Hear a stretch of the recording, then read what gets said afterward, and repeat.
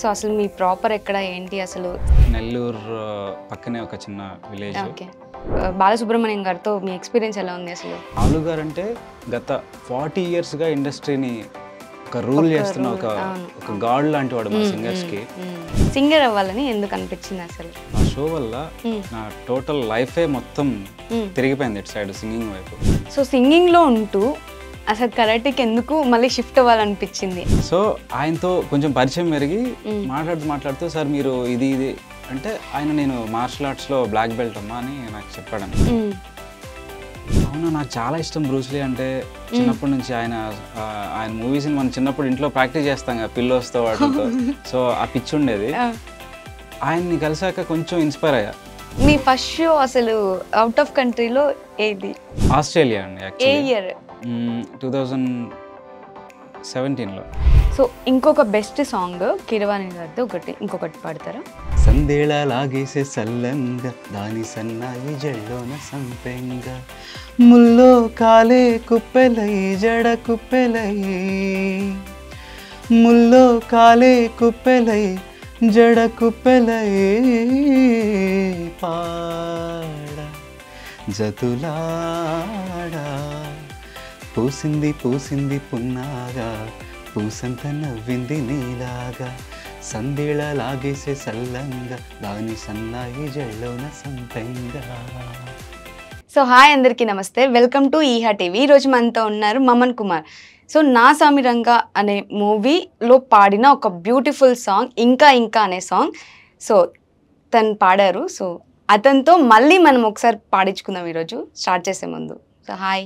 Hi జ్యోతి, ఎలా ఉన్నారు? సూపర్గా ఉన్నా. ఓకే, అసలు ఆ సాంగ్ ఎంత మంచిగా పాడారు అసలు, బ్యూటిఫుల్గా. Thank you so much. So ఆ సాంగ్తో స్టార్ట్ చేద్దామని అనుకుంటున్నాను. మీరు ఒక్కసారి మా కోసం ఆ సాంగ్ పాడితే సో స్టార్ట్ చేద్దాం ఇంటర్వ్యూ. తప్పకుండా. ఓకే. ఇంకా ఇంకా దూరమే మాయమవుతుంటే ఇంకా ఇంకా ప్రాణమే దగ్గరవుతుంటే తెలియని భావమేదో మనసులో తొంగి చూసి మౌనమే చెరిపివేస్తుంటే మాటలై పలకరిస్తుంటే నన్ను చూసి చెప్పాలని అనిపిస్తుందే ఏమని గతము తిరిగి రాదని రేపు అన్నదే లేదని ఇప్పుడే నాకు నువ్వని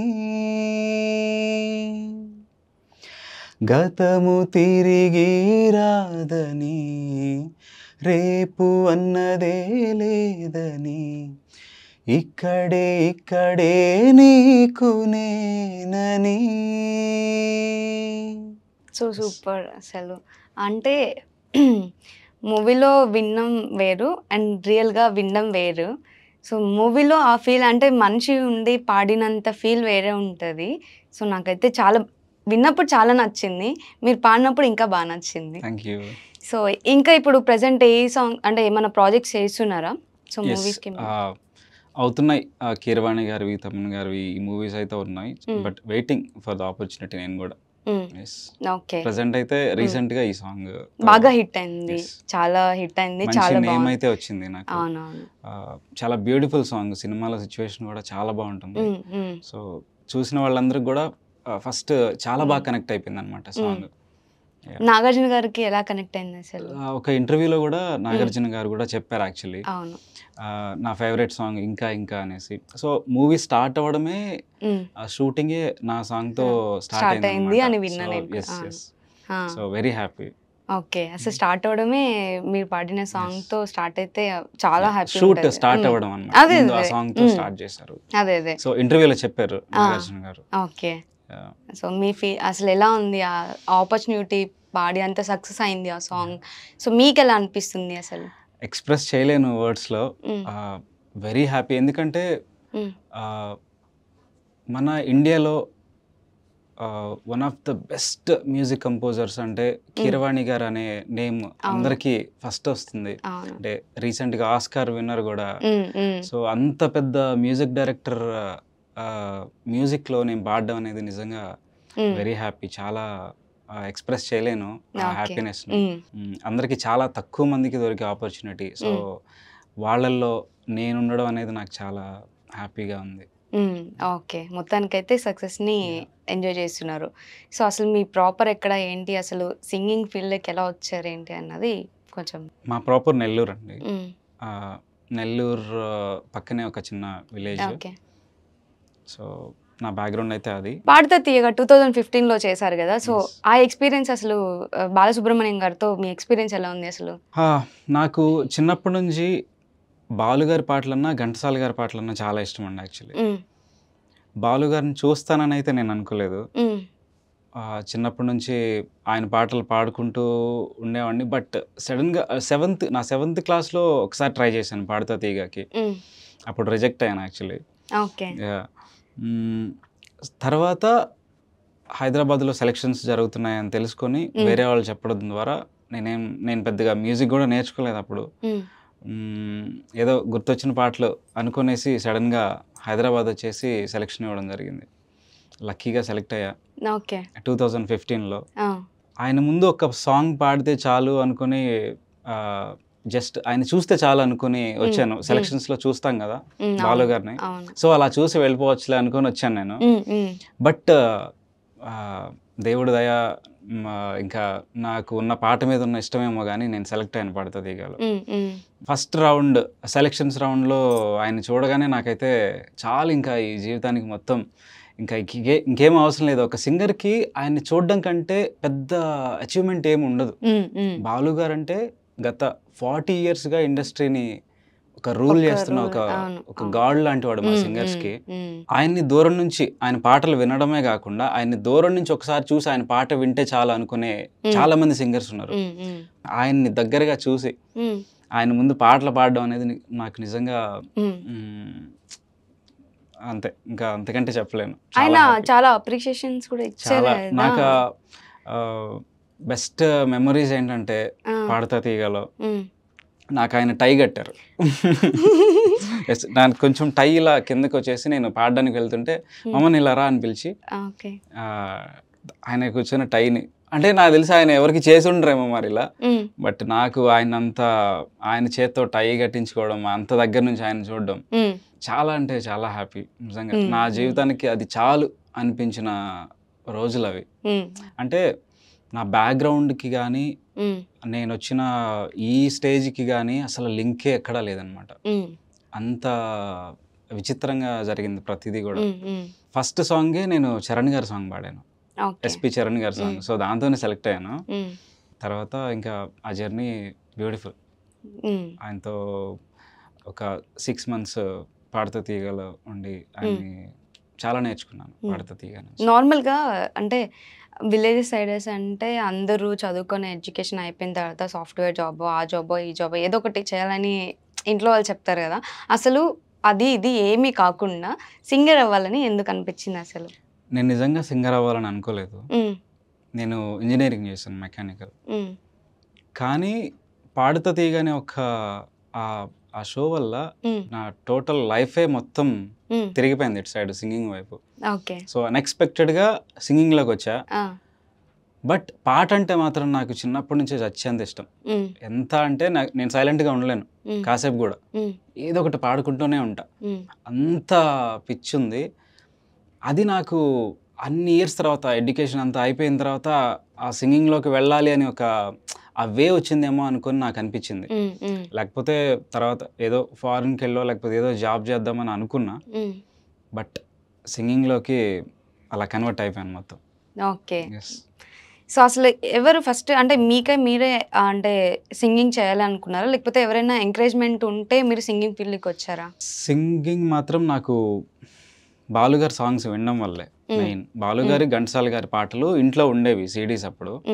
అవి పెడుతుంటే జస్ట్ అలా వింటూ నాకు ఎందుకో పాటల మీద చాలా ఇంట్రెస్ట్ వచ్చేసింది. అలా అలా పాడుత తీగ సెలక్షన్స్ నెల్లూరులో జరుగుతున్నాయని తెలిసినప్పుడు అసలు ఎలా ఉంటాయో కూడా తెలియదు నాకు. వీళ్ళు ఒకసారి చెక్ చేద్దాము అసలు ఎలా ఉంటుందంటే అక్కడ చూస్తే చాలా లైన్, పెద్ద లైన్, అందరూ ఏదో వింటున్నారు, మొత్తం ఏదేదో ప్రాక్టీస్ చేస్తున్నారు. నాకేం తెలియదు అవన్నీ. నాకు తెలిసింది ఒక పాట.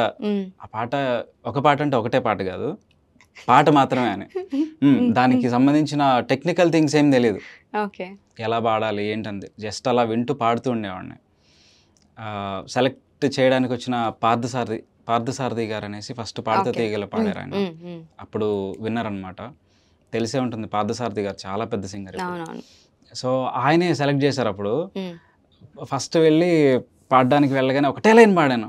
ఒకటే లైన్ పాడితే ఇంకా చాలా పొమ్మని. ఏ సాంగ్ పాడావు? ప్రియతమ నా హృదయమా. ఓకే, తెలుసా ప్రియతమ? తెలుసు, ప్రేమ మూవీ నుంచి.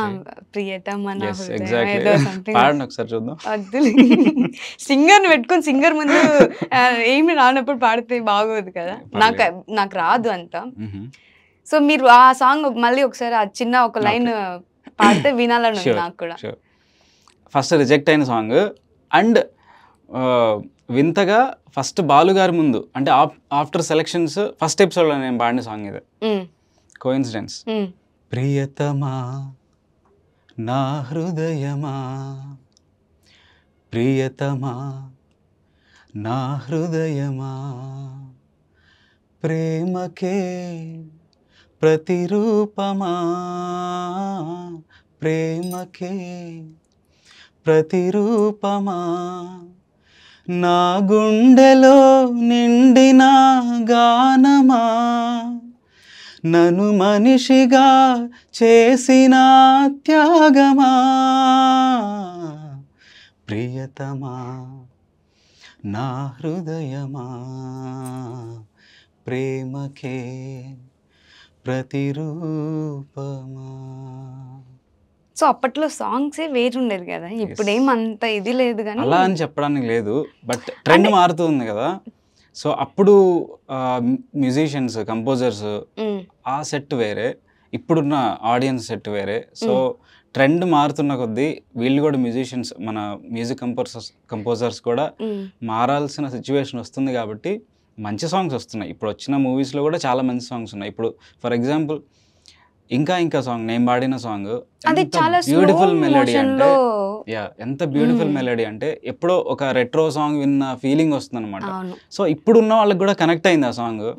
సో మంచి సాంగ్స్ వస్తున్నాయి, బట్ కొన్ని ఏంటంటే ఆ సిచ్యువేషన్కి తగ్గట్టుగా చేయాల్సిన సాంగ్స్ వస్తున్నాయి కాబట్టి. బట్ అందరికి అన్ని నచ్చాలని రూల్ లేదు కదా.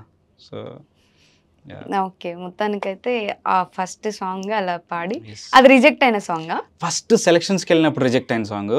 బట్ ఫస్ట్ నేను పాడుత తీగకి ఎంటర్ అయిన తర్వాత ఫస్ట్ బాలుగారి ముందు ఆఫ్టర్ సెలక్షన్స్ ఫస్ట్ ఎపిసోడ్లో పాడిన సాంగ్, మంచి అప్రిసియేషన్ వచ్చిన సాంగ్.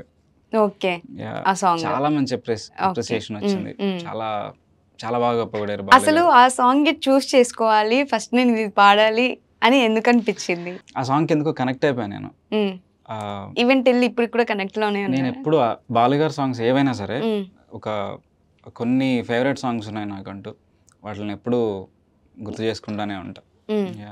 సో సింగింగ్లో ఉంటూ అసలు కరాటీకి ఎందుకు మళ్ళీ షిఫ్ట్ అవ్వాలనిపించింది? అంటే రెండు కంటిన్యూ చేస్తున్నారు, కరాటీకి ఎందుకు అది కూడా చేయాలనిపించింది అసలు? ఇంటర్లో నేను డిఫెన్స్లో జాయిన్ అయ్యాను, డిఫెన్స్ అకాడమీలో.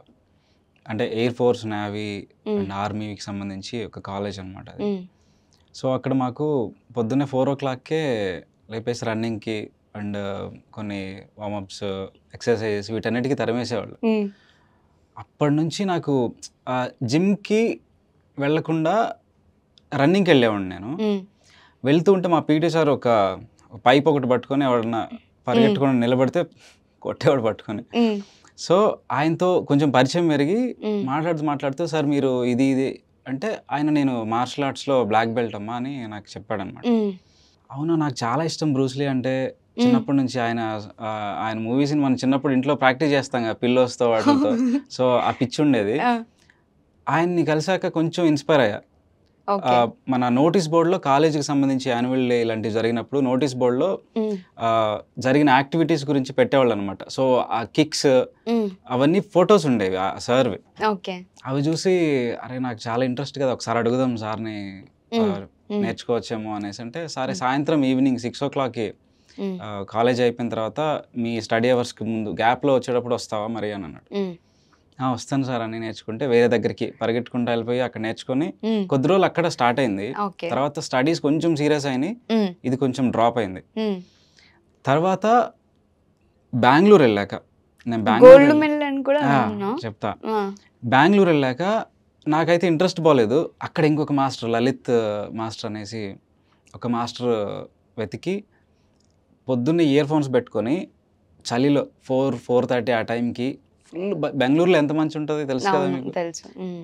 ఆ చలిలో ఇయర్ ఫోన్స్ పెట్టుకొని అలా రన్నింగ్ చేస్తూ ఒక 2.5 kilometers పొద్దున్నే. ఎవరు లేచేవాళ్ళు కదా మా వాళ్ళు, ఎవరు అందరికంటే ముందు లేచేసి రన్నింగ్ చేసుకుంటా వెళ్ళేసి క్లాస్ అటెండ్ అయ్యి మళ్ళీ కాలేజ్ టైంకి వచ్చేసి చేసేవాడిని. అక్కడ నాకు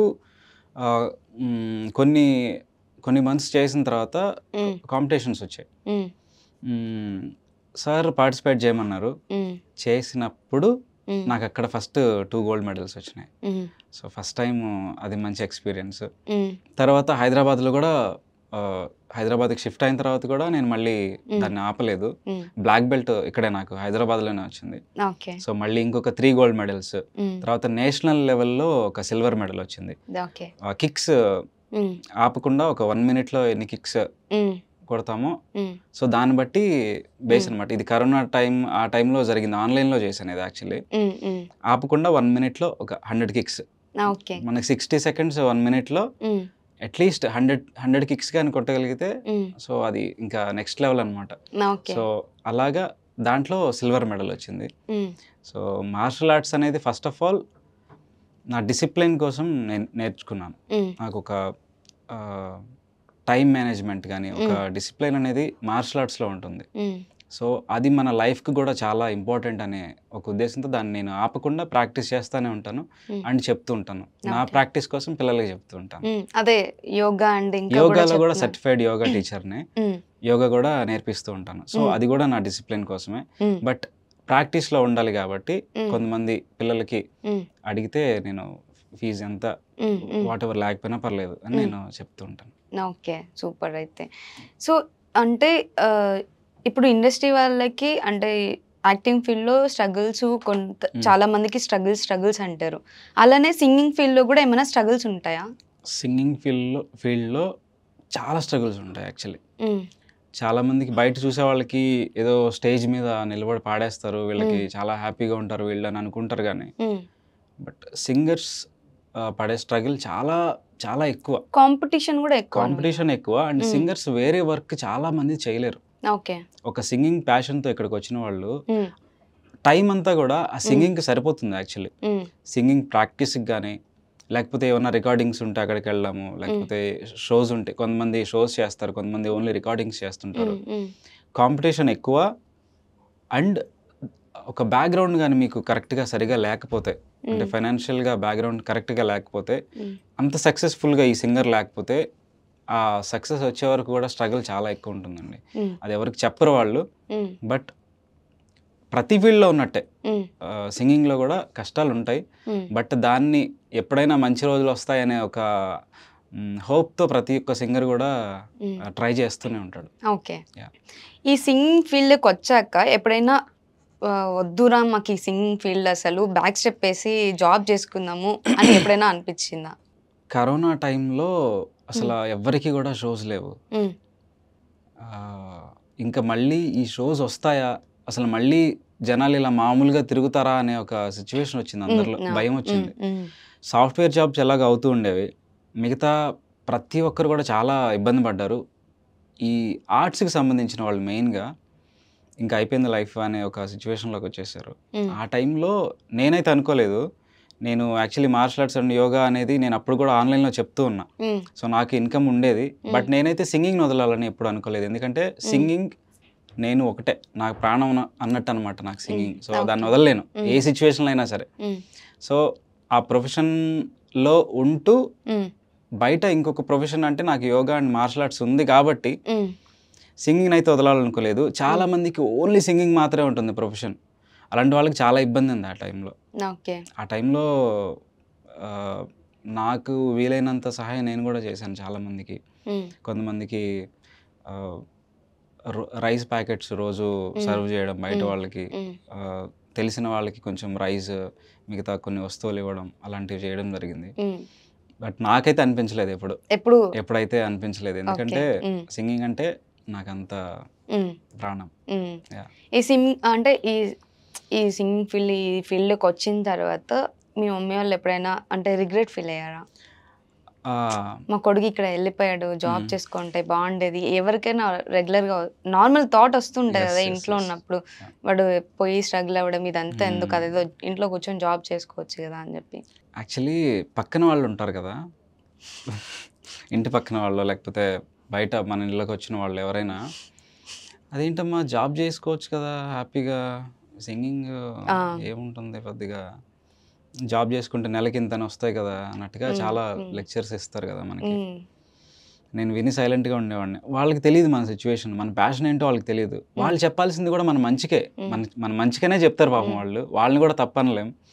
సో నేను విని సైలెంట్గా ఉండేవాడిని. మా ఇంట్లో వాళ్ళు మాత్రం ఎప్పుడు నన్ను ఒక్క మాట కూడా ఎందుకురా ఇలా జాబ్ చేసుకోవచ్చు కదా నేను ఇప్పటి వరకు వినను కూడా వినలేదు. అంత సపోర్ట్ చేస్తారు మా ఇంట్లో, చాలా చాలా అంటే చాలా సపోర్ట్. మన ఏమంటారు, మన మ్యాటర్స్ అన్ని పక్కింటి వాళ్ళకే కావాలి, ఇంట్లో వాళ్ళకి అంత అవసరం లేదు, కానీ పక్కింటి వాళ్ళకి మెయిన్ ఇంపార్టెంట్. బట్ వాళ్ళు కూడా మనం మంచి కోసం చెప్తారో చెడు కోసం చెప్తారో పక్కన పెడితే, పక్కింట్లో వాళ్ళకే అన్నీ కావాలి. పక్కింట్లో వాళ్ళు ఏం చేస్తున్నారు, వాళ్ళ అబ్బాయి ఏం చేస్తున్నారు, వాళ్ళ అమ్మాయి ఏం చేస్తుంది, నైట్ ఎన్నింటికి వస్తుంది, ఎన్నింటికి బయటకు వెళ్తుంది. సో అలా ఎప్పుడు అదే ఉంటుంది. ఇక్కడ కొంచెం బెటర్, కానీ విలేజెస్లో అట్లనే ఉంటుంది. ఇక్కడ ఏంటంటే అపార్ట్మెంట్స్, ఎవరింట్లో నుంచి డోర్ తీయరు, ఇది కొంచెం ఇది అనిపిస్తుంది. కానీ ఎప్పుడైనా ఊర్లోకి వెళ్ళినప్పుడు ఏం చేస్తున్నావు అమ్మ, ఏం చేస్తున్నావు అబ్బాయి, ఏమమ్మా, ఇదే ఉంటుంది. యాక్చువల్లీ మన ఊర్లో ఏంటంటే ఈ సింగింగ్ ఫీల్డ్ గురించి అండ్ ఏదైనా యాక్టింగ్ ఫీల్డ్ దీని గురించి ఏం పెద్ద ఐడియా ఉండదు. వాళ్ళకున్న ఐడియా అంతా ఏంటంటే జాబ్ చేయాలి, నెలకింత వస్తే చాలా, అదే సెక్యూర్డ్ అని అనుకుంటారు. వాళ్ళ తప్పేం లేదు, అది ల్యాక్ ఆఫ్ నాలెడ్జ్. బట్ ఇక్కడ ఒక ప్యాషన్తో వచ్చిన వాళ్ళ ఆ ప్యాషన్ కూడా ఆలోచించి గుర్తించాలి దాని గురించి కూడా. ఓ వాడికి ఇష్టమేమో, సో దానికోసం ట్రై చేస్తున్నాడు, కొంచెం ఎంకరేజ్ చేద్దాము, కొంచెం ఏమన్నా వీలైతే సపోర్ట్ చేద్దామని వాళ్ళకి కూడా ఉంటే బాగుంటుంది. అంటే ఇప్పుడు ఇంకా సాంగ్ బాగా ఫేమస్ అయింది కాబట్టి ఈ సాంగ్ మీ ఇంట్లో వాళ్ళు విన్నారా? ఫస్ట్ థియేటర్కి తీసుకెళ్ళి, నేను చెప్పలేదు థియేటర్లో అంటే పాడానని చెప్పలేదు, ఓకే, థియేటర్కి తీసుకెళ్ళి ఫస్ట్ డే ఫస్ట్ షోనే తీసుకెళ్ళి ఇప్పుడు సాంగ్ వస్తుంది ఆ వచ్చే ముందుగా వినిపిస్తే అసలు వాళ్ళు ఎంత హ్యాపీనెస్ అంటే ఆ మూమెంట్ని చూడాలి. ఒక నాకు చాలా హ్యాపీ అనిపించింది వాళ్ళ ఆ ఫీలింగ్ అనేది.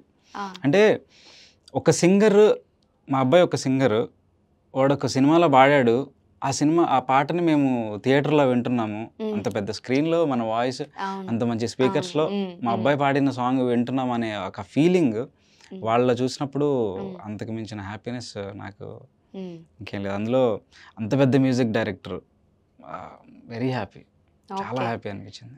వాళ్ళు ఎలా ఫీల్ అయ్యారు, అసలు ఏం చెప్పాడు? మా నాన్న అయితే పొగుడుతానే ఉన్నాడు, అసలు చాలా బాగా పాడావు, అదే అందరికి ఫార్వర్డ్ చేసేసి మొత్తం ఆయనే సగం ఏమంటారు అడ్వర్టైజ్ చేసేసాడు మొత్తం.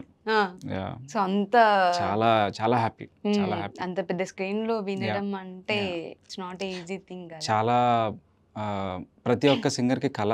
అదే సో మొత్తానికి ఇంట్లో వాళ్ళు కూడా ఇంకా సాంగ్ ఇంకా ఎంజాయ్ చేస్తున్నారు, ఇంకా చేస్తూనే ఉన్నారు. యాక్చువల్లీ ఇంకా కూడా ఇప్పుడు వింటూనే ఉన్నా, ఏదో ఒక రీల్ వస్తుంది. ఇంకా నాగార్జున గారిది హీరోయిన్ ది బాండింగ్ కూడా బాగా మ్యాచ్ అయింది ఆ సాంగ్ కి. సో మొత్తానికి అయితే ఇంకా ఎంజాయ్ చేస్తున్నారు, ఇంకా ఎంజాయ్ చేస్తారు కూడా. సింగింగ్ ఫీల్డ్కి వచ్చాక బాగా ఎంకరేజ్మెంట్ చేసిన పర్సన్స్ ఎవరైనా ఉన్నారా? అంటే ఫ్యామిలీ మెంబర్స్ కాకుండా బయట వాళ్ళు ఎవరైనా సింగింగ్ ఫీల్డ్కి వచ్చాక ఎంకరేజ్ చేసి చెయ్యి ఇంకా అంటే లేకపోతే సజెస్ట్ చేయడం కానీ వాట్ ఎవర్? 2015 తర్వాత నాకు ఎవ్వరూ తెలియదు, పాడుతా తీగ ఒక్కటే తెలుసు. దాని నుంచి బయటకు వచ్చాక ఏ ఆర్గనైజర్ తెలీదు, ఏ మ్యూజిక్ కంపోజర్ తెలీదు. ఎలా అప్రోచ్ అవ్వాలి అనే ఒక చిన్న మినిమం నాలెడ్జ్ కూడా లేదనమాట ఆ టైంలో. ఓకే. అలాంటి టైంలో ఫస్ట్ మ్యూజిక్ ఫీల్డ్‌లో కంటే ముందు స్టేజ్ ఫీల్డ్‌లోకి ఎంటర్ అయ్యాను నేను యాక్చువల్లీ. షోస్ ఎక్కువ చేసేవాడిని. చిన్న చిన్న ప్రోగ్రామ్స్ స్టార్ట్ చేసినప్పుడు అరే ఈ అబ్బాయి పాడుతా తీగల పాడాడు కదా, పిలిచి ఒక అవకాశం ఇద్దాము అనేసి ఫస్ట్ ఒక రేణుక గారు అనేసి ఒక ఆవిడ ఉండేవాళ్ళు. స్టేజ్ ప్రోగ్రామ్స్ ఎక్కువ చేస్తుంటారు ఆవిడ. ఆవిడ నాకు చిన్న చిన్న ప్రోగ్రామ్స్ తీసుకెళ్ళి జస్ట్ బాగా పాడతావమ్మా నువ్వు కొంచెం చాలా బాగా ఎంకరేజ్ చేశారు ఆవిడ. సో స్టేజ్ మీద ఉన్నప్పుడు ఎలా చేస్తున్నారు, ప్రోగ్రామ్స్ ఎలా చేస్తున్నారు అని నేర్చుకోవడం, ఆ ట్రైనింగ్ దాని నుంచే అయింది నాకు యాక్చువల్లీ. తర్వాత ఎక్కువ షోస్ ఇవ్వడం, నాగిరెడ్డి గారు అనేసి ఒక ఆర్గనైజర్ ఉన్నారు, ఆయన జబర్దస్త్లో వీటిలో చేశారు. సో నాగిరెడ్డి గారు మాకు చాలా బాగా సపోర్ట్ చేశారు అనమాట ఫస్ట్ నుంచి. అంటే మేము ఎవరో వీళ్ళకి పెద్దగా ప్రోగ్రామ్ చేయడం ఇప్పుడిప్పుడే నేర్చుకుంటున్నారు అనే స్టేజ్లో కూడా మమ్మల్ని నమ్మి ఒక స్టేజ్ ప్రోగ్రామ్ ఇవ్వడం అనేది అదొక పెద్ద ఆపర్చునిటీ అనమాట ఎవరికైనా కూడా. సో అలా మేము చాలా నేర్చుకున్నాం స్టేజ్ నుంచి. అలాగా తర్వాత నేను మా శ్రీనిధి అక్క, నాకు శ్రీనిధి అక్క అంటే నాకు సొంత అక్క లెక్కనే. ఇంకా మా గురువు గారు ఆవిడ శ్రీనిధి అక్క అనేసి. ఆ అక్క నా లైఫ్లో పెద్ద టర్నింగ్ పాయింట్. అసలు కీరవాణి గారి దగ్గరికి ఎంటర్ అవ్వడమే జరిగిందే ఆ అక్క వల్ల. నాకు గురువు గారు ఒక లైఫ్ కోచ్, మా అక్క ఇంకా చాలా ఇష్టం నాకు అక్క అంటే. సో ఆవిడ వల్లే ఒక రకంగా నేను ఇవాళ కొంచెం ఇంత బాగా షోస్ చేయగలుగుతున్నా, పాడగలుగుతున్నాను అంటే కేవలం శ్రీనిధి అక్క వల్ల. తర్వాత శ్రీకృష్ణ అన్న చాలా బాగా సపోర్ట్ చేస్తాడు నాకు. తమన్ గారి రికార్డింగ్స్కి కానీ ఇంకా ఏవైనా షోస్ చెప్పడం కానీ. సో ప్రతి ఒక్కరు కూడా మా తమ్ముడు, మా అన్న, లేకపోతే మా పక్కింటోడు అన్నట్టుగా నన్ను ప్రతి ఒక్కరు చాలా చాలా బాగా ఎంకరేజ్ చేశారు. సాకేత్ కానీ, సాకేత్ అన్న అండ్ హనుమాన్ అన్న, గీతామాధురి గారు, వాట్ నాట్, ప్రతి ఒక్కరు కూడా పేర్లు చాలా ఉన్నాయి చెప్పాలంటే. బట్ ప్రతి ఒక్కరు కూడా వీడు మా మనవాడే అన్నట్టుగా నన్ను ప్రతి ఒక్కరు చాలా బాగా సపోర్ట్ చేశారు. సో ప్రతిదీ కూడా నేర్చుకుంటూ వాళ్ళ నుంచి. సో ఇవాళ ఇంకా నేర్చుకుంటూనే ఉన్నా, బట్ హ్యాపీగా ఉన్నా చాలా. ఓకే, ఒక ప్రోగ్రామ్ ఇస్తే మనకి ఒక సాంగ్ ఇస్తే దానికి న్యాయం చేయగలను అనే ఒక కాన్ఫిడెన్స్ అయితే వీళ్ళందరి వల్ల నాకు వచ్చింది. ఇన్ని ఇయర్స్ లైఫ్లో మీ బెస్ట్ షో ఏంటి? బెస్ట్ షో, ఆ షో అయిపోయిన తర్వాత ఇప్పటికీ గుర్తుండే షో? ఎస్, నాకు వెంకటేశ్వర స్వామి అంటే చాలా ఇష్టం. నాకు వీలున్నప్పుడల్లా నడిచి వెళ్ళిపోతాను కొండ మీదకి. ఆయన దగ్గర నాద నీరాజనం అని ఒక పెద్ద స్టేజ్ ఉంటుంది. పెద్ద పెద్ద విద్వాంసులు, ఒక టాప్ మోస్ట్ సింగర్స్ మాత్రమే అక్కడ కూర్చొని పాడగలిగే ఒక కెపాసిటీ ఉండే వాళ్ళు పాడే స్టేజ్ అది. సో నేను లాస్ట్ ఒక 5 months బ్యాక్ ఆ స్టేజ్ మీద నేను పాడాను. అది వాసురావు గారని మన మ్యూజిక్ డైరెక్టర్ కోటి గారు ఉన్నారు కదా, వాళ్ళ బ్రదర్, ఆయన నాకు అవకాశం ఇప్పించారు. ఆ స్టేజ్ మీద కూర్చొని పాడాను. నిజంగా ఆ టెంపుల్ అటు సైడ్ ఉంటుంది, నేను ఇక్కడ కూర్చొని ఆయన పాటలు, వెంకటేశ్వర స్వామి పాటలు పాడుతూ స్టేజ్ దిగి వచ్చాక అందరూ చాలా బాగా పాడావని చెప్తుంటే నాకు అంతకు మించిన హ్యాపీనెస్. అంటే ఆఫ్టర్ పాడుతా తీయగా ఇది నాకు చాలా బిగ్గెస్ట్ స్టేజ్ అని అనుకోవచ్చు. నాకు చాలా హ్యాపీనెస్ని ఇచ్చింది. అంటే నా డ్రీమ్ అది. అక్కడ నాదనే కాదు, ఏ సింగర్ అయినా సరే అక్కడ కూర్చొని ఒక్కసారన్నా పాడాలని అనుకుంటారు. అంత పెద్ద స్టేజ్ అది, అంత మంచి స్టేజ్. అంటే బాలమురళీకృష్ణ గారు కానీ ఇలాంటి పెద్ద పెద్ద విద్వాంసులు మాత్రమే కూర్చొని పాడే స్టేజ్. అలాంటిది నాకు అవకాశం రావడం కేవలం ఒక ఇప్పుడిప్పుడు ఇండస్ట్రీలో ఉంటున్న నాలాంటి ఒక అబ్బాయికి వాసురావు గారు ఛాన్స్ ఇచ్చి చాలా బాగా ఎంకరేజ్ చేశారు. ఆయన వల్ల నేను మలేషియా కూడా వెళ్ళాను. సో మీ ఛానల్ తరపున నేను వీళ్ళందరికీ కూడా బిగ్ థ్యాంక్స్ చెప్తున్నా. నాకు ఇంత మంచి సపోర్ట్ ఇస్తున్నారు. అసలు అవుట్ ఆఫ్ కంట్రీలో ఏది? ఆస్ట్రేలియా అండి. యాక్చువల్లీ 2017లో 2017-18 మధ్యలో ఫస్ట్ షోనే ఆస్ట్రేలియా వచ్చింది. ఆస్ట్రేలియాకి ఇది కూడా ఒక మా సింగర్స్లోనే హరిప్రియ అని ఒక సింగర్ ఉంటారు. సో ఆ అమ్మాయి సజెస్ట్ చేసింది నన్ను.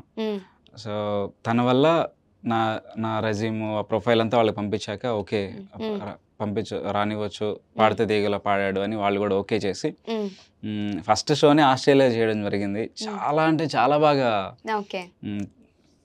అయింది షో. మంచి ఎక్స్పీరియన్స్, చాలా మంచి ఎక్స్పీరియన్స్. ఓకే. నీ లైఫ్లో బెస్ట్ అప్రిషియేషన్ ఏమన్నా ఉందా? బెస్ట్ మూమెంట్, ఈ మూమెంట్ నాకు ఇంకెన్ని వచ్చినా ఈ మూమెంట్ కన్నా అన్ని తక్కువే అన్న మూమెంట్? Tough question actually. ప్రతి సిచ్యువేషన్ కూడా నాకు ఒకదానికి మించి ఇంకొకటి ఉంది. చిన్నప్పటి నుంచి బాలుగారిని చూద్దాం అనే ఒక కళ ఉంటే అది నెరవేరింది. అప్పటి వరకు ఇంతకంటే నాకు ఇంకేం అవసరం లేదు అనిపించి ఒక స్టేజ్లో ఉన్నా. కీరవాణి గారు సాంగ్ ఇచ్చిన తర్వాత అసలే ఒక అవకాశం, ఇంత ఒక సింగర్కి ఇంత మంచి అవకాశం రావడం అనేది ఇంతకు మించి ఏముండదు లైఫ్లో అనేసి ఇదొక ఎక్స్పీరియన్స్. సో ప్రతి దేనికి దానికి ఇదే అని అయితే నాకు నిజంగా ఏం గుర్తు రావట్లేదు. బట్ ప్రతిది కూడా దేనికి దానికి ఎక్కువగానే ఉంది నాకు. లేదు, ఒకటే చెప్పాలి. ఒకటేనా? అది ఏదైనా కానీ బెస్ట్ మూమెంట్ లైఫ్లో అంటే అన్ని ఇంపార్టెంట్వే. ఏది తగ్గించడం, లైఫ్లో ఒక్కొక్క స్టెప్ ఎదుగుతుండగా మనకి ఒక్కొక్క మూమెంట్ వస్తూ ఉంటుంది. కానీ ఫేవరెట్ మూమెంట్ అన్న ఒక థింగ్ ఉంటుంది. అన్నీ బెస్టే, బట్ ఒక థింగ్ ఒక ఉంటుంది కదా. అవును. సో ఆ పాయింట్ ఇది మాత్రం నేను బాలు గారిని చూసిన టైం అని చెప్పచ్చు. నాకు అంతకు మించి ఏది కూడా హ్యాపీనెస్ని ఇవ్వలేదు. ఎందుకంటే మాకు మా సింగర్స్ని అడిగితే మీరు బాలు గారిని చూద్దాం అనుకుంటున్నారా అని అంటే ఇంకేం వద్దు, మాకు ఆయన చూస్తే చాలా అనిపించేలా చెప్తారు మా సింగర్స్ అందరూ. అంత ఇష్టం ఆయన అంటే. సో ఆయన్ని చూసిన ఫస్ట్ టైము నా లైఫ్లో ద బెస్ట్ మూమెంట్. మీరు ఒక్కటే అడిగారు కాబట్టి చెప్తున్నా, బట్ చాలా ఉన్నాయి. ద బెస్ట్ అంటే బాలు గారు. అదే నేను చెప్తున్నా, ది బెస్ట్ అంటే ఎవ్రీ స్టెప్ మనము ఇయర్ మారుతుంటది, సీజన్ మారుతుంటాయి, ఒక్కొక్క బెస్ట్ మూమెంట్ ఉంటుంది. బట్ అన్నిటికంటే కొంచెం బెస్ట్ మూమెంట్ ద బెస్ట్ అంటే అదే. ఎందుకంటే అక్కడి నుంచి నా లైఫ్ మారింది. కేవలం బాలు గారు నోట్లో నుంచి నా పేరు రావడం వల్లనే ఇవాళ నేను ఈ స్టేజ్లో ఉన్నా. ఓకే, అది మాత్రం చెప్పగలను. మంచి మూమెంట్. ఇంకా ఓకే, సరే నా కోసం ఒక సాంగ్ పాడండి. మీకోసమా? సరే మీరే అడగండి. మీ సాంగ్ ఏదైనా, మీకు నచ్చిన సాంగ్ ఏదైనా. బేబీ సాంగ్లో ఏదైనా ఒక సాంగ్ పాడండి. బేబీ మూవీలో అన్ని చాలా బ్యూటిఫుల్ సాంగ్స్ ఉన్నాయి, దాంట్లో నాకు నచ్చిన ఒక సాంగ్ పాడతాను, అంటే మీకోసమే. తోచిందే ఈ జంట కలలకే నిజములా సాగిందే దారంతా చెలిమికే రుజువులా కంటిరెప్ప కను పాపలాగా ఉంటారేమో కడదాకా సందామామ సిరివెన్నెలలాగా వందేళ్ళైన విడిపోక ఓ రెండు ప్రేమ మేఘాలిలా దూకాయి వానలాగా ఆనవాలు ఏ వైపుకో తేల్చేది కాలమేగా. ఎందుకు నచ్చలేదా మీకు? మాటలు రావట్లేదు. లేదు, చాలా బాగుంది. Thank you. సో నా కోసం పాడారు కాబట్టి ఇంకా బాగుంది. సరే, థ్యాంక్ యూ అండి. సో మొత్తానికైతే సింగింగ్ ఫీల్ ఇలా కంటిన్యూ అవుతుంది, రైట్? సో ఇంకొక బెస్ట్ సాంగ్ కీరవాణి గారిది ఇంకొకటి పాడతారా? ఎస్. యాక్చువల్లీ కీరవాణి గారు అనగానే అందరికీ గుర్తొచ్చే ఒక సాంగ్ ఉంది. అది పాడమంటారా లేకపోతే నేను ఆప్షన్స్ ఇస్తారండు, ఆ రెండిట్లో మీకు నచ్చింది పాడతా. ఫస్ట్ జామురాత్రి జాబిలమ్మ ఒకటి, అండ్ ఇంకొకటి పూసింది పూసింది పున్నాగా. పూసింది. ఓకే, రెండు కూడా బాగుంటాయి, Yeah. బట్ పోసింది పోసింది ఇంకా బాగుంటుంది. మీకు తెలుసా ఆ సాంగ్? సూపర్. అంటే నేను అప్పుడు ఇంతే ఉంటా చిన్నప్పుడు. అందరం అంతే ఉన్నాం యాక్చువల్లీ. ఏమో నాకు తెలియదు, నేనైతే ఇంతే ఉన్నా. సో మీరు అడిగారు కాబట్టి పూసింది పూసింది పాడదాం. ఓకే.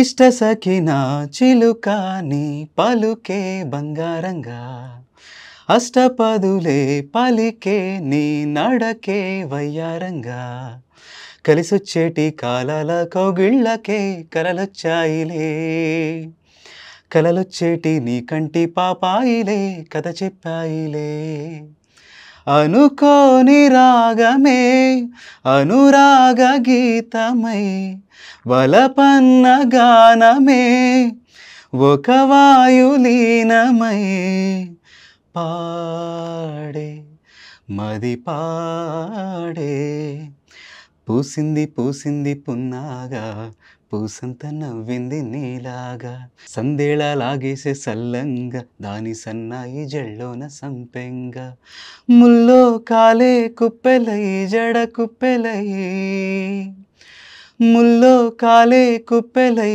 జడ కుప్పెలై, పాడ జతులాడా, పూసింది పూసింది పున్నాగా, పూసంత నవ్వింది నీలాగా, సందేళ లాగేసే సల్లంగా, దాని సన్నాయి జల్లోన సంపెంగా.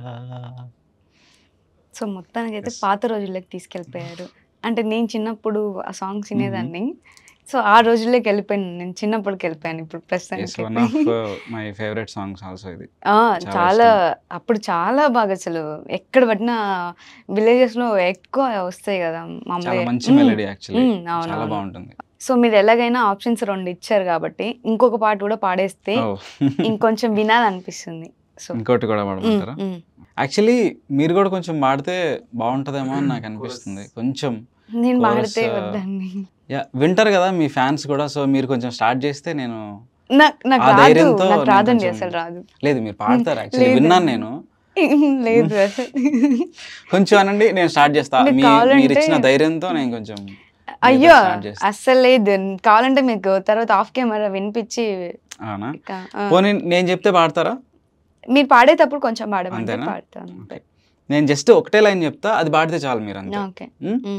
కుహు కుహు సరాగాలే శృతులుగా, కుశలమా అనే స్నేహం పిలువగా, కిలకిల సమీపించే సడులతో, ప్రతి పొద పదాలేవో పలుకగా, కునుకురాక బుట్టబొమ్మ గుబులుగుందని, వనములేచి వద్దకొచ్చి నిద్రపుచ్చని.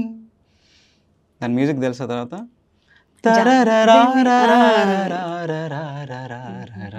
ఇప్పుడు మీరు పాడాలి.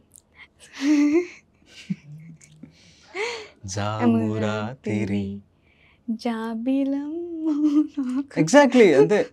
జోల పాడనా ఇలా, జోరు గాలిలో జాజి కొమ్మ, జారనీయకే కలా, వయారి వాలు కళ్ళలోనా, వరాల వెండి పూలవాన,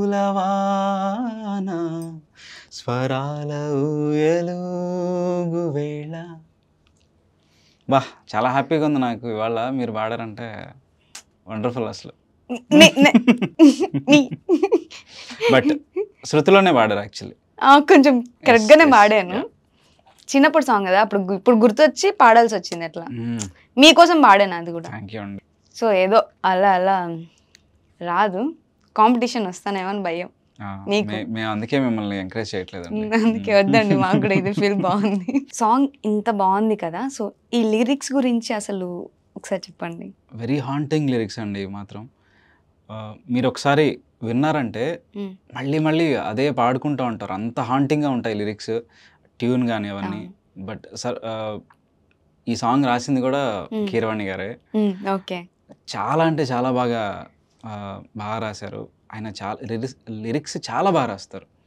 అండ్ ఆయన రాసిన సాంగే నేను పాడడం అనేది ఇంకా ఓకే. చాలా హ్యాపీగా ఉంది.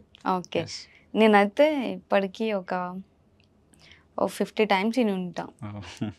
అంటే స్క్రోల్ చేసే టైం ఉన్నప్పుడు ఖచ్చితంగా వినేదాన్ని. అంటే నా పిక్ ఒకటి పెట్టుకున్నా, సో ఆ సాంగ్ ఓపెన్ చేసి వినేదాన్ని.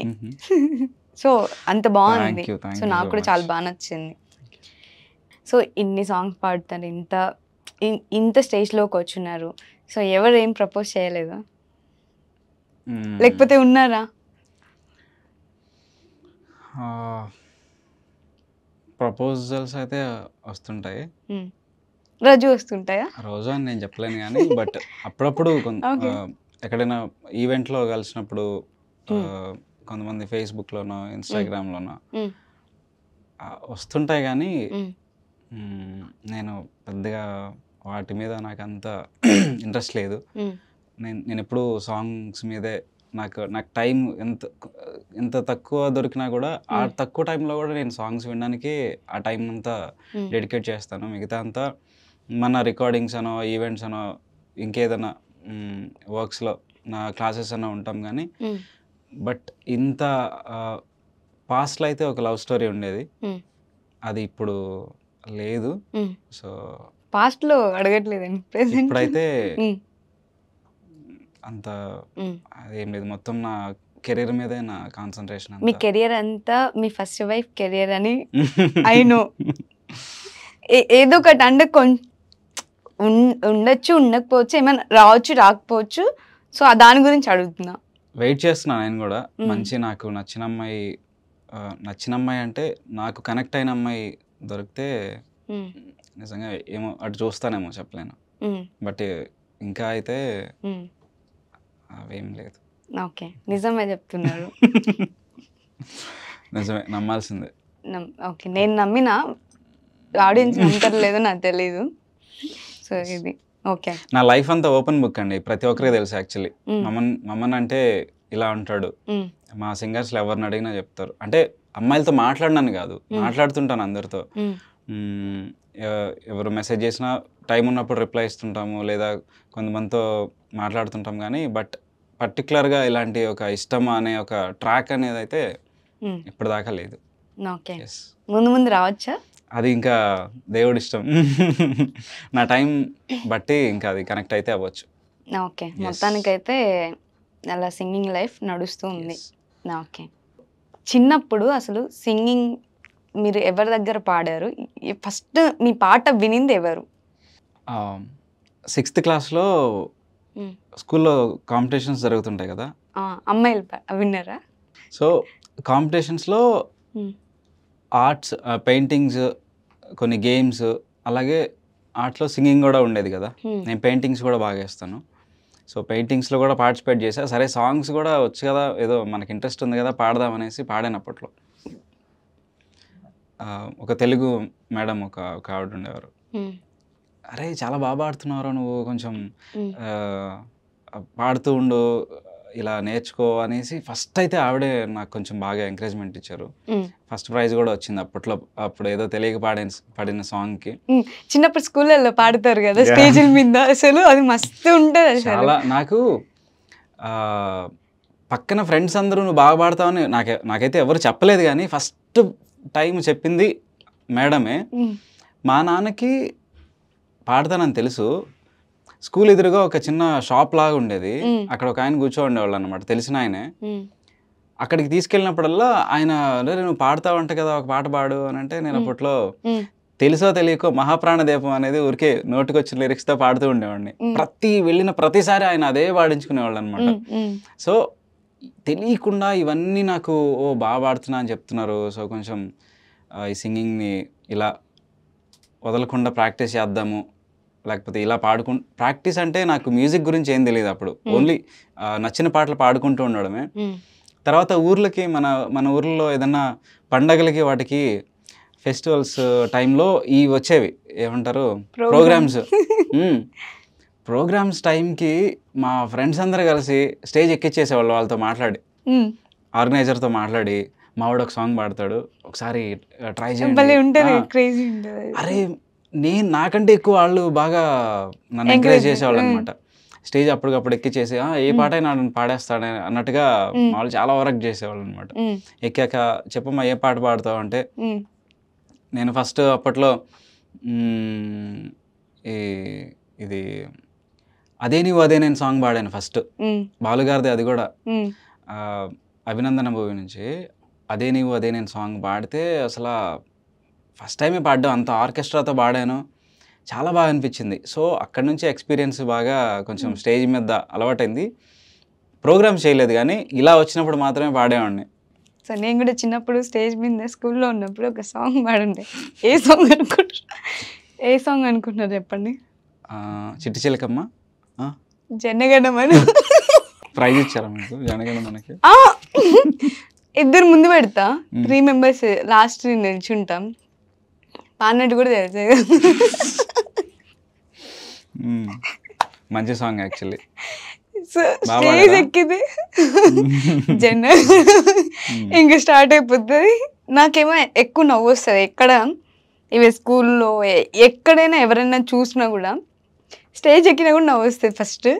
తర్వాత మళ్ళీ అని తర్వాత స్టార్ట్ చేస్తా. ఫస్ట్ అదే నాకు గుర్తొచ్చింది మీరు చెప్పినప్పుడు. నా చిన్నప్పుడు మెమరీస్ గుర్తొచ్చి ఫస్ట్ స్టేజ్ ఎక్కి జనగణ పాడాం కదా మనము అని గుర్తొచ్చింది. సో చాలా మంచి ఎక్స్పీరియన్స్ అప్పుడు చిన్నప్పుడు అనేది పోవడం అక్కడ నుంచి స్టార్ట్ అయింది. బేసిక్గా అంతా నేర్చుకునే సింగింగ్ తర్వాత స్టేజ్ ఎక్స్పీరియన్స్ అనేది వేరే టోటల్గా. ఒక కెమెరా ముందు పాడడం వేరు, కెమెరా ముందు ఒక కెమెరా ఉంటుంది లేదా ఒక 2-3 మనుషులు ఉంటారు, అది వేరే. బట్ ఒక స్టేజ్ ఎక్కినప్పుడు ముందు కొన్ని వేల మంది ఉంటారు, వాళ్ళ ముందు పాడడం అనే ఎక్స్పీరియన్స్ రావడం అనేది మాత్రం వెరీ టఫ్ జాబ్ యాక్చువల్లీ. ఆ ఎక్స్పీరియన్స్ రావడం కోసం అయితే నాకు ఇవన్నీ చాలా బాగా హెల్ప్ అయినాయి. ముందే చిన్నప్పుడే ఇలా స్టేజ్ల మీద పాడడం భయం లేకుండా, ఆ తర్వాత పాడితే తీగ తర్వాత నేను షోస్ చేస్తున్నప్పుడు నాకు బాగా ఎక్స్పీరియన్స్ అయినాయి, ఐ మీన్ హెల్ప్ అయ్యాయి. ఓకే, మొత్తానికైతే స్టోరీ. ప్రజెంట్ ఇప్పుడు మీరు అంటే ఇవంతా సక్సెస్ అంతా చూసి సో ఈ స్టేజ్లో ఉన్నారు. సో మీ మాటల్లో ఎవరి గురించి అయినా చెప్పాలన్నా లేదంటే కీరవాణి గారి గురించి చెప్పాలన్నా? ఇప్పుడు ఇంకా నేను నేర్చుకుంటూనే ఉన్నానండి. యాక్చువల్లీ నేర్చుకుంటూనే ఉంటాను ఎప్పటికీ కూడా. మ్యూజిక్ అంటేనే ఇంకా నెవర్ ఎండింగ్ ప్రాసెస్ అనమాట. సో నాకు ప్రతి ఒక్క స్టేజ్లో నాకు సపోర్ట్ చేస్తున్న ప్రతి ఒక్కరికి కూడా నిజంగా చాలా థ్యాంక్స్ చెప్పుకోవాలి. నేమ్స్ చెప్పాలంటే చాలా ఉన్నాయి. నాకు మా ఇండస్ట్రీలో ఉన్న ప్రతి ఒక్క సింగర్కి కూడా, నాకు హెల్ప్ చేస్తున్న ప్రతి ఒక్కరికి కూడా మీ ఛానల్ తరపున వాళ్ళకి చాలా పెద్ద థ్యాంక్స్ చెప్తున్నా. మీ హెల్ప్ నాకు చాలా ఎంకరేజ్మెంట్ని, సపోర్ట్ని ఇచ్చింది. మెయిన్గా నా లైఫ్లో చెప్పాలంటే మా అక్క స్వాతి అక్క, తర్వాత శ్రీనిధి అక్క, తర్వాత శ్రీకృష్ణ అన్న, గీతామాధురి గారు, హనుమాన్ అన్న, సాకేత్ మామ, ప్రతి ఒక్కరు ఇలాంటి వాళ్ళు చాలామంది ఉన్నారు. వాసురావు గారు, నాకు ఫస్ట్ నుంచి కూడా నన్ను ఎంకరేజ్ చేస్తున్నటువంటి వాసురావు గారు, మ్యూజిక్ డైరెక్టర్. సో వీళ్ళందరికీ చాలా పెద్ద థ్యాంక్స్ చెప్తున్నా. ఎప్పటికీ కూడా మీరు నాకు ఇచ్చిన ఇలాంటి సపోర్ట్కి నేను ఎప్పుడు కూడా అంతే హంబుల్గా దాన్ని నిలబెట్టుకునే ప్రయత్నమే చేస్తున్నాను. అండ్ కీరవాణి గారి గురించి మాత్రం నేను మొన్న ప్రీ రిలీజ్ ఈవెంట్లో కూడా చెప్పేశాను, స్టేజ్ ముందు ఆయన ముందే చెప్పాను, సార్ నేను మీకు థ్యాంక్స్ చెప్పుకోవాలనుకోవట్లేదు, మీకు చెప్పను సార్ నేను థ్యాంక్స్. ఎందుకంటే ఒక చిన్న థ్యాంక్స్తోనూ చెప్తే అసలు నాకు అంత ఆపర్చునిటీ ఇచ్చిన ఆయనకి ఒక థ్యాంక్స్ చెప్పి నేను దాన్ని ఆపేయదలుచుకోవట్లేదు. సో మిమ్మల్ని నేను ఎప్పుడు నా హార్ట్లోనే ఉంచుకుంటా అన్నట్టుగా ఒక మాట చెప్పా.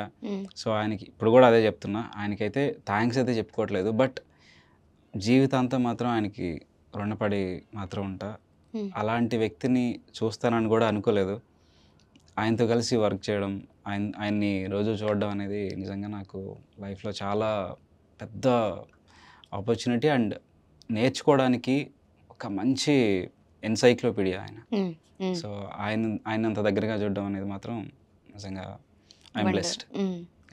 ఓకే, సో మొత్తానికైతే పాత రోజులు ఈ రోజులు అన్నీ మంచి గుర్తొచ్చి ఈ రోజుల్లో కూడా ఇంకా సాంగ్తో ముందుకొచ్చి అంత మంచిగా సో ఆ సాంగ్ అంత మంచిగా హిట్ అయ్యి సో మీరు అంత మంచిగా పాడారు. సో చాలా హ్యాపీ ఉంది. మాకు కూడా వినే అప్పుడు కూడా చాలా హ్యాపీ ఉంది. ఇంకా మీరు ముందు ముందు చాలా సాంగ్స్ పాడాలి. సో ఇంకా సక్సెస్ అవ్వాలని నేనైతే మనస్ఫూర్తిగా అండ్ మా ఆఫీస్ నుంచి కూడా మనస్ఫూర్తిగా థ్యాంక్ యూ కోరుకుంటున్నాను. So much, thank you so much.